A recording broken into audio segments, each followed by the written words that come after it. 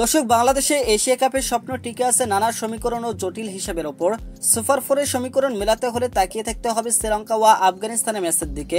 শত্রু যখন বন্ধু, মাত্র কদিন আগে শ্রীলঙ্কার কাছে হারের তিক্ততার সম্পর্ক এখনো স্বাভাবিক হয়নি, কিন্তু সেই শ্রীলঙ্কায় এখন বাংলাদেশের বড় ভরসা। এশিয়া কাপে টিকে থাকা আশা জাগাতে হলে শ্রীলঙ্কার জয়টাই এখন প্রধান ভরসা। নানা সমীকরণে বন্দী সুপার ফোরের স্বপ্নে আফগানিস্তান শ্রীলঙ্কা ম্যাচ গুরুত্বপূর্ণ ভূমিকা রাখবে। যে দলে জিতুক বাংলাদেশের আশা কিছুটা টিকে থাকবে, তবে সেরা সম্ভাবনা শ্রীলঙ্কা জিতলে। পয়েন্ট টেবিলে এখন 2 নম্বরে বাংলাদেশ, তবে রান রেটের শ্রীলঙ্কা ও আফগানিস্তানের চেয়ে পিছিয়ে। আফগানিস্তানের মাইনাস রান রেটকে টেক্কা দেওয়া টাইগারদের পক্ষে বেশ কঠিন। শ্রীলঙ্কা জিতলে সহজ হিসাব, পয়েন্টে আফগানিস্তানকে পিছিয়ে ফেলবে টাইগাররা এবং সরাসরি সুপার ফোরে চলে যাবে বাংলাদেশ।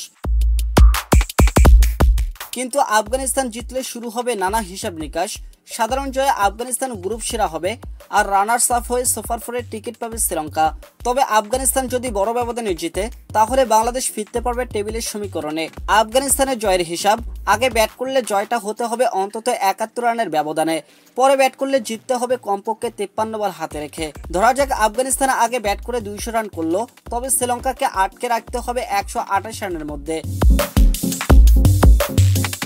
তবে শ্রীলঙ্কাকে থামাতে হবে 84 রানের নিচে। আর শ্রীলঙ্কা যদি আগে ব্যাট করে, তবে আফগানিস্তানকে জিততে হবে 11 থেকে 12 ওভারের মধ্যে। সবাই বাংলাদেশের জন্য নির্ভর করছে অন্য দলের পারফরমেন্সের উপর। আফগানিস্তান বা শ্রীলঙ্কা যে জিতুক না কেন, তারা হবে গ্রুপ চ্যাম্পিয়ন। বাংলাদেশ জিততে পারলে হবে রানার্স আপ। দুবাই ফিরে গেলেও বাংলাদেশ দলের মন পড়ে থাকবে আবুধাবিতে বৃহস্পতিবার ম্যাচে। বন্ধু হয়েও ওঠা শত্রুর জয় এখন দল এবং দেশের অগণিত ক্রিকেট প্রেমীর একমাত্র কামনা।